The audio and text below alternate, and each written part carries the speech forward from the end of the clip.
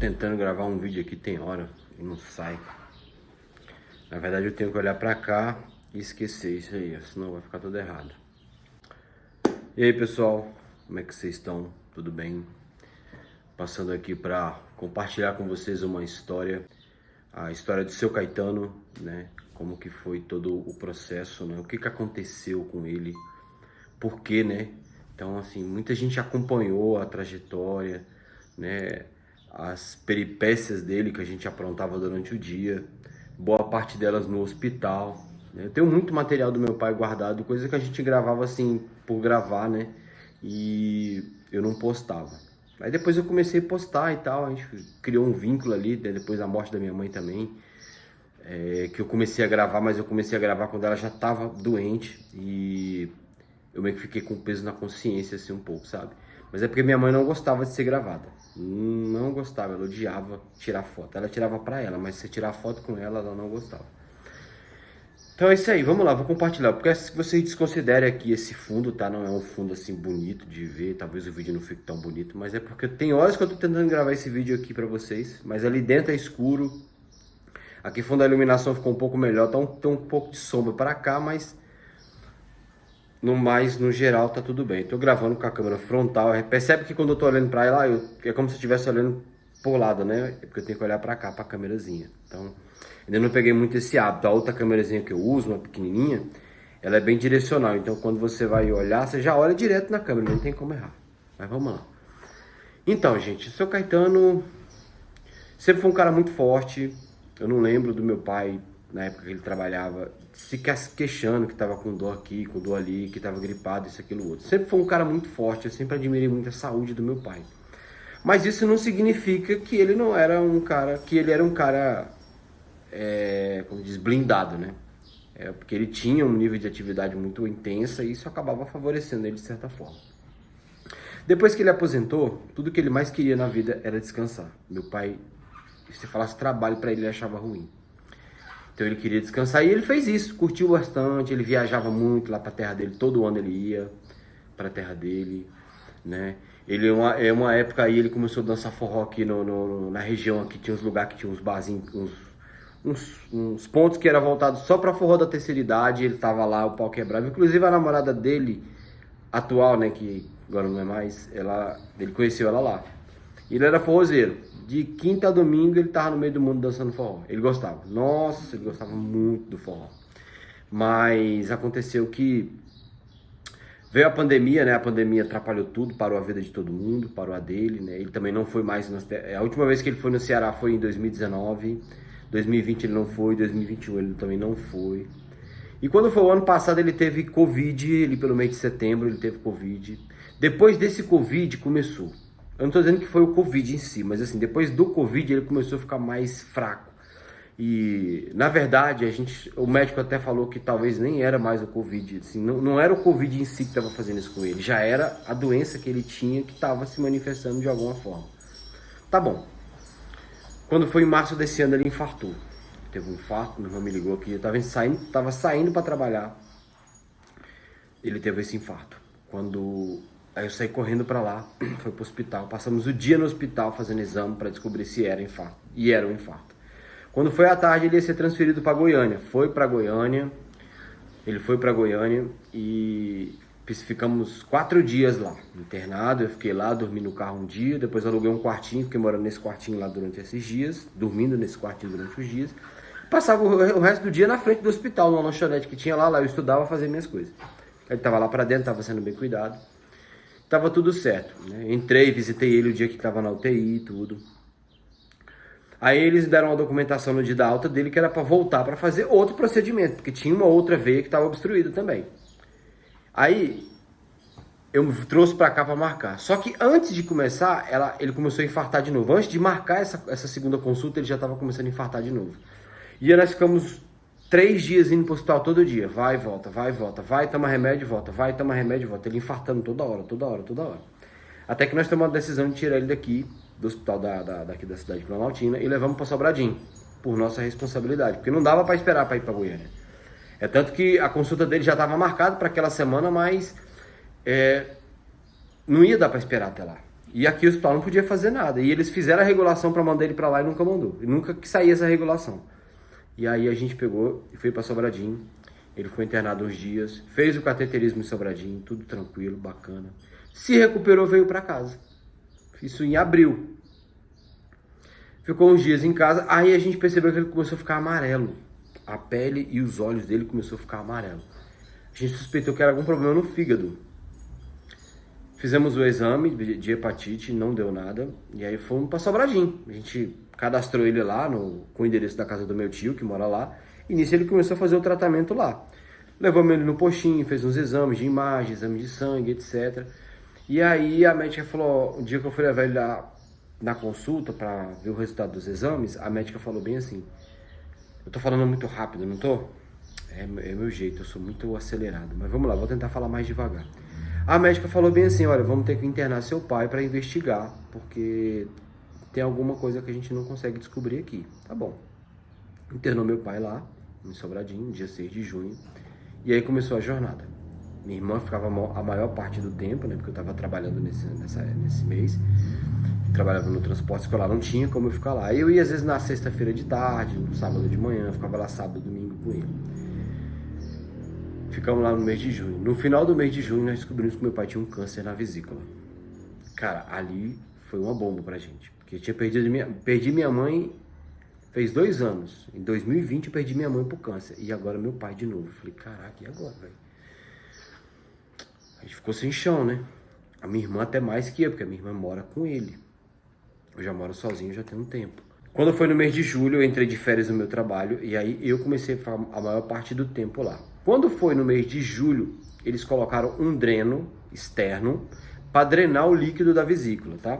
A vesícula é um órgão que fica abaixo do fígado. Ele é responsável por distribuir o líquido biliar para o intestino para fazer a quebra da gordura dos alimentos.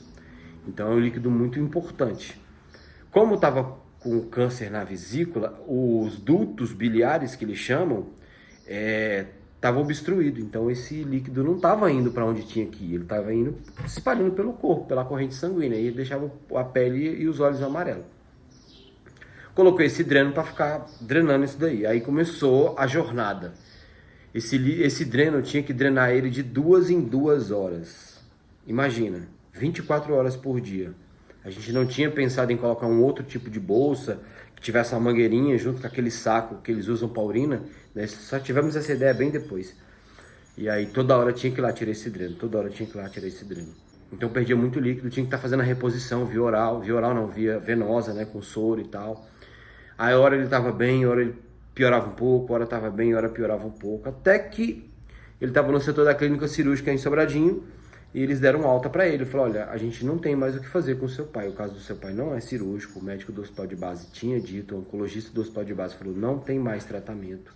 Tá? Ele pode fazer uma radioterapia, uma quimioterapia, o que não vai mudar o prognóstico. Ele tem o câncer, vai morrer desse câncer, mas pode aumentar um pouco a expectativa de vida, mas não vai ter qualidade. Então, já meio que deu a solução, sem muito o que fazer com ela, né? Então tá bom.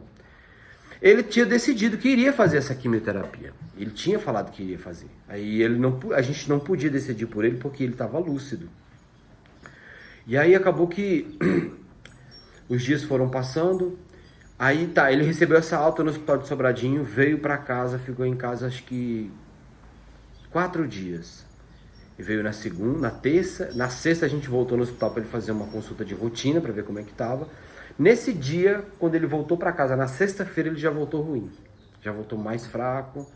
Quando foi na segunda-feira, a gente levou de volta para o hospital, muito debilitado, muito fraco, muito mesmo. Suspeitaram até que ele estava com uma infecção. Aí tratou dele lá bonitinho e tal. Aí ele ficou internado, e nesse dia ele ficou internado num quarto que não fica acompanhante, ele ficou lá uma noite. No outro dia que a gente foi visitar ele, ele já tinha recebido alta e já tinha subido para a clínica médica, que era um setor que tratava de pacientes de um caso mais delicado. Tá bom, subimos para a clínica médica, ficamos lá um mês de julho e agosto, né? Lá na clínica cirúrgica também, tudo que podia ser feito foi feito por ele, né? Os médicos tinham muita atenção, tinham muito cuidado com ele. E acabou que de lá também a mesma história. não há nada mais que você possa fazer para o seu pai aqui. A gente vai tentar uma vaga para ele no hospital de apoio. O hospital de apoio é um hospital voltado para pacientes para tratamento de câncer. Na verdade, é um hospital que a pessoa vai para morrer, mas morrer com o mínimo de sofrimento possível, né? Então, tá bom. Ficou lá tentando essa vaga, tentando essa vaga, até que conseguiu. Eu tive que ir lá até um dia para levar a documentação e tudo. E eu tive que ir lá para levar essa documentação. Aí conseguiu a vaga. Fomos para o hospital de apoio. Lá, pra mim, eu não gostei muito. É um hospital que tem um ambiente muito carregado. Mas assim, é um hospital muito legal, muito bacana, muito tranquilo. Não tem bagunça, não tem barulho, sabe? É um negócio muito... Não tem aquela coisa frenética de hospital. Mas o ambiente lá é muito carregado, sabe? Muito carregado. Porque lá as pessoas vão pra morrer, cara. No quarto que meu pai tava, morreu 4 pessoas. Então foi pesado ali, acompanhar tudo aquilo ali. Sabendo que qualquer hora quem ia estar chorando era você, né? E aí meu pai entrou num processo de debilitação muito extremo, sabe? Todo dia ele piorava mais ainda, mais ainda. Mas assim, ele teve uma melhorazinha e tal. Recebeu uma alta, veio pra casa, ficou 3 dias em casa. Aí teve um dia que ele sentiu mal pra caramba, ficou com medo de morrer ali sem socorro. Ligamos pro SAMU, o SAMU falou que não levava pro hospital e a gente tinha que levar por conta. Aí conseguimos acalmar ele, esperamos amanhecer o dia, que isso era de madrugada. Amanheceu o dia, a gente levou ele pro hospital de apoio de novo, que a vaga dele estava reservada lá, ele só recebeu uma alta temporária. E aí ele voltou pro hospital de apoio novamente, ficou mais uns dias lá. Lá ele não fez nada diferente do que ele faria aqui fora. Os medicamentos foram os mesmos, mas só aquela coisa de estar no hospital para ele já era mais tranquilo, sabe? Aí ele ficou lá uns dias de novo, depois ele voltou para casa, aí ele ficou mais dias em casa, ficou 10 dias em casa. Só que aí as coisas começaram a piorar, ao ponto da gente não estar dando conta mais de cuidar dele, porque assim, além de fazer comida, cuidar da casa, cuidar dos remédios, dar banho, né, tudo começou a ficar mais difícil. Ele começou a ficar muito irritado, o humor dele começou a ficar muito, muito ruim, ele ficou muito ignorante, falava com a gente, sabe, se ele falava a gente não ouvia. Quando você ia perguntar, o que foi, pai? Aí ele falou assim, tô te chamando, tem hora, sabe assim. Então assim, a gente tinha que ter muito controle emocional, porque é um momento difícil da vida do cara, e você não tem como... Eu confesso que teve algum momento que a gente, né, tipo, porra, velho, mas cara, a gente tinha que sair, respirar pra poder dar conta daquilo, sabe? E na altura do campeonato a vida da gente já tinha mudado demais da conta. Eu parei minha vida, eu trabalhava numa academia de noite, eu tive que sair da academia no mês de julho ainda, porque não dava para conciliar. Depois eu fiquei de atestado, o meu trabalho tradicional voltou às atividades, e eu tive que entrar com atestado. Depois eu pedi uma licença, que eu tinha direito a uma licença de 30 dias para cuidar do paciente, do meu pai no caso. Ele morreu nesse período, essa licença. Então assim, eu parei minha vida totalmente por causa do meu pai, totalmente. Eu e minha irmã, nós paramos no tempo por causa do meu pai. E a gente acompanhou tudo isso, e não foi fácil, foi muito difícil, tá? O câncer de vesícula, ele é um câncer muito raro, porém acontece e ele é muito agressivo. Ele não tem um histórico definido do porquê, por que acontece. Igual tipo, o cara que fuma pode ter um câncer de pulmão, o cara que bebe pode ter um câncer no fígado, nos rins, sei lá.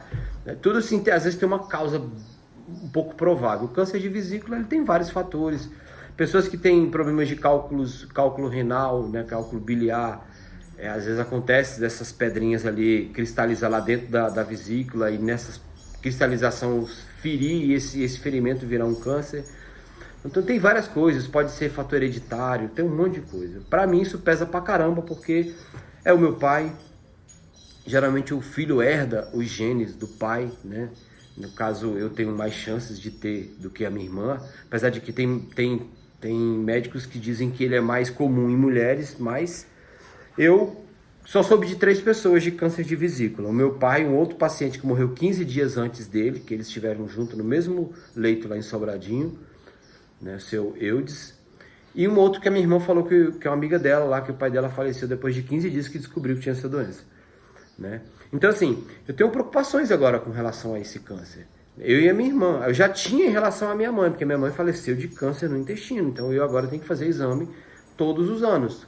Quer dizer, agora de 2 em 2 anos. Esse ano eu faço de novo, que é o exame de colonoscopia. Para quem não sabe, é um exame de imagem que é feito pelo reto. Você é sedado e, né, como se diz, eu já perdi minha dignidade. Ah, eu tô com a pele meio travada porque eu fiz uma limpeza de pele hoje. E aí tá meio estranho aqui. Mas aí eu tenho que fazer esse exame de 2 em 2 anos. Porque se descobrir o câncer do intestino com o tempo, você trata dele sem problema. Mas se deixar para descobrir depois, já era. Então, poxa, eu perdi. A minha avó faleceu de câncer. Eu tenho uma tia de primeiro grau, que é irmã do meu pai, que faleceu de câncer. A minha mãe faleceu de câncer. E aí, cara? Tu já pensou? Então, o meu pai, ele foi muito forte. Esse câncer geralmente ele mata com menos tempo. Meu pai foi muito forte. Porque meu pai também passou uma tranquilidade pra gente. Ele não tinha medo de morrer. Eu perguntava pra ele, você tem medo de morrer? Ele, não. Pra que eu tenho medo de morrer? Já vivi até aqui, já tô velho, já aprontei demais nessa vida. Vocês estão criados, têm suas casas, não tem que se preocupar com nada não. Tem que agradecer a Deus pela vida que eu tenho, tá tudo certo. Ele não tinha medo de morrer. O meu pai, pra ele, ansiedade e depressão era coisa de gente fresco. Ele falava assim, que isso é falta de... Isso é vergonha no rabo. Ele falava desse jeito. Ele não acreditava nessas coisas. Então fala, o cara tá com depressão. Que conversa é essa? Isso é falta de vergonha na cara. Bom, isso existe, a gente sabe que existe. Mas pra ele não. E isso, de certa forma, ajudou, porque ele não se abateu diante do câncer. Ele sabia que tinha um câncer. Essa é a grande verdade. Ele sabia que tinha o câncer. Mas ele não sabia que era esse câncer que ia matar ele. A gente nunca falou com essas palavras. Pai, se eu tenho um câncer maligno, é esse bicho que vai te matar. Igual a minha mãe sabia que se ela não cuidasse, ele ia matar ela. Só que a questão da minha mãe era tratável até então. O do meu pai, quando descobriu, já não era mais. Então a gente já sabia que meu pai ia morrer com aquele bicho, com aquele câncer. Não tinha pra onde correr. Era só questão de tempo. Ele optou depois por não fazer a quimioterapia. O oncologista do Hospital de Sobradinho também falou, olha, foi a melhor decisão que ele tomou, porque isso não ia ser bom, não ia dar sobrevida para ele. Ele poderia até viver um pouco mais, mas ia ter uma qualidade de vida muito ruim. Eu falei, então tá bom. Ele não quis fazer, foi pro hospital de apoio, ficou lá os dias que ficou, o pessoal tratou ele muito bem. Nós jogamos dominó, a gente conversava, né? Assistimos os jogos, ele é flamenguista doente, torcedor do Flamengo desde a década de 70. Então ele faleceu lá no hospital. Na quinta-feira, antes dele falecer, eu achava que seria naquela quinta, porque durante aquela semana tinha sido bem difícil. Ele me pediu perdão. Eu falei, pai, eu não tenho do que perdoar você. Ele, não, mas eu quero o seu perdão. De repente, na cabeça dele, tinha alguma coisa que ele fez e ele queria que fosse perdoado. Eu falei, não, pai, não te preocupa, não. Ele, meu filho, se eu não morrer hoje, eu não morro mais nunca. Aí eu falei, ô pai, se o senhor morrer hoje, vai ser um descanso para o senhor, para acabar esse sofrimento.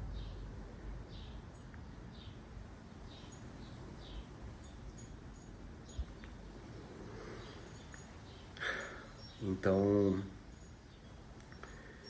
naquele momento, eu já... Há muito tempo eu já vinha me preparando psicologicamente para aquele momento, sabe? Sabia que eu ia perder meu pai. Não tinha para onde correr. E a morte é a única certeza que você tem. E o que você não pode ser é egoísta. Tem gente que a pessoa tá ali vegetando, vivendo de qualquer jeito, mas ele não quer que a pessoa morra. Porque para ele, estando vivo, ele tá ali com ele. Cara, que tem certas situações que não é vida. Eu respeito a opinião de cada um, né? Respeito a decisão, o pensamento de cada um, tudo bem. Eu, particularmente, não. Eu já sabia que eu ia perder meu pai. E eu pedi muitas vezes para Deus, eu falei, oh, meu Deus, se ele puder dormir e não acordar, vai ser a melhor coisa. Para morrer sem dor, sabe? Porque eu acompanhei todo o sofrimento. Não foi fácil, velho. Não foi fácil. Foi muito difícil. Muito difícil. Sabe, você amanhecer e anoitecer no hospital, comendo comida de hospital, sabe? Não é uma comida ruim, mas, cara, não é a comida que você queria comer todos os dias, né? É tanto que até ele não estava mais conseguindo comer. Ele bebia mal água, estava bebendo só água, só água, só água. Isso foi contribuindo. Eu não sei se ele se entregou em algum momento. Eu não sei te falar. Mas ele não morreu na quinta-feira. Eu não queria que ele morresse com a minha irmã. Porque a minha mãe morreu segurando a mão da minha irmã. Eu não queria que isso acontecesse com ela de novo. Mas eu acho que ele esperava que ela voltasse lá para ele morrer junto dela. Que eles eram juntos, né? Eles moravam juntos os dois. E ela chegou lá na sexta-feira por volta de 1h da tarde. E eles ficaram lá o restante da tarde. Quando foi à noite, ele começou a passar mal. Minha irmã achou diferente o jeito dele passar mal, chamou o médico. Os médicos mandou assenta ele. O médico já tinha me falado na sexta-feira de manhã que nas próximas horas ele iria. E você olhava para ele assim, ele estava bem debilitado, mas você olhava assim para ele e você não imaginava que seria. Porque os que morreram lá estavam numa situação muito mais crítica. E aí ele começou a passar mal 6 horas, quando foi 7h10 ele faleceu. Com a minha irmã, abraçada com ele. Não teve dor. Quando chamou a médica, elas aplicaram um medicamento lá, um sedativo, que ele não dorme, mas ele também não sente dor. Eu acho que foi isso que aconteceu. Que a médica explicou para minha irmã que, olha, ele não está sentindo dor. Começou a ter falta de ar. A causa da morte foi síndrome coronariana. Mas, segundo a médica, não teve dor. Então, gente, o que eu quero dizer para vocês com tudo isso? Contando essa história para vocês do seu Caetano, né? Que a gente precisa se cuidar um pouco mais quando a gente é novo. Meu pai não fazia isso. Ele veio se cuidar muito depois de mais velho. Porque minha irmã corria atrás, minha mãe enchia o saco para ele fazer exame e tal. Ele tinha um problema muito sério de colesterol, pressão alta. Foi o que levou um infarto, né, para ele. Trouxe o infarto para ele. Ele era muito teimoso. Quando as coisas estavam assim bem críticas, aí ele ficava pianinho. Mas quando ele melhorava um pouquinho, aí ele começava a fazer tudo errado de novo. Mas meu pai cultivou essa doença ao longo do tempo. Eu acho. O estilo de vida, bebida, meu pai bebia muito, bebida forte, pinga. Meu pai fumou durante muitos anos, 40 e tantos anos. Meu pai era um cara sedentário. Meu pai não se alimentava muito bem, ele não gostava de comer essas comidas cheias de frescura igual as minhas. Arroz, feijão, salada. O negócio dele era arroz, feijão e carne. Arroz, feijão e carne. Quando tinha uma verdura era uma batatinha, ou uma mandioca, ou uma abóbora, uma coisa assim. No máximo que ele comia. Depois de velho que a gente começou a encher o saco dele para ele começar a se alimentar melhor. Ele teve uma época que ele veio para cá, ele almoçava comigo todos os dias, levava a marmitinha dele para ele jantar. Ele emagreceu pra caramba, perdeu um pouco do volume, que ele tinha um buchão, sabe? Mas não se cuidou, chegou um momento que a doença tomou de conta. Então assim, a probabilidade de nós termos câncer é muito grande.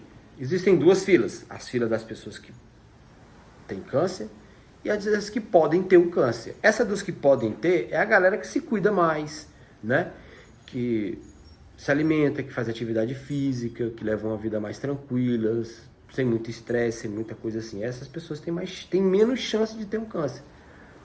Quem não faz, aumenta essa probabilidade, não só de câncer, mas outras doenças, como diabetes, né, a pressão alta, que pode também trazer sérias consequências para você e tal.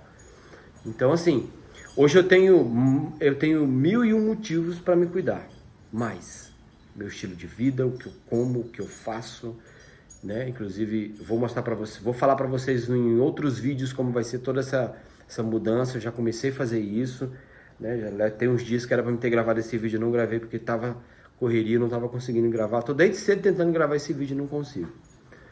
Mas eu vou mudar totalmente, melhorar minha alimentação, minha vida física mais ativa, né? Fazer mais exames periódicos todos os anos para tentar ter uma vida melhor e poder chegar na idade que meu pai chegou, se Deus permitir, com mais saúde, para não passar o que ele passou. Pelo menos esse é o que eu espero. E eu espero que vocês também aí do outro lado consigam entender isso, sabe? Foi uma história bem resumida, o vídeo tá até um pouco grande, tem 24 minutos, talvez fique menor um pouco, não sei, quando eu editar. Mas, pessoal, muito obrigado, tá? Fica com Deus, forte abraço, espero que vocês tenham gostado do vídeo, espero que, sei lá, isso possa te ajudar de alguma forma, te esclarecer alguma coisa, ou fazer com que você enxergue as coisas de um modo diferente, né? Então, muito obrigado. Se você gostou, deixa um like, se inscreve no canal para você acompanhar os próximos vídeos, que serão coisas do meu dia a dia, o que eu vou estar fazendo, para onde eu estou indo, essas coisas assim. Vai virar uma novela da vida real, igual eu fazia lá com o seu Caetano, no hospital, que a gente gravava todos os dias uns storyzinhos, postava no Instagram e a galera ia acompanhando. E ele ganhou bastante seguidor, bastante amigo, muita gente mandando mensagem de carinho, de afeto, foi muito legal, viu? Muito obrigado e até o próximo vídeo, fica com Deus, tchau, fui!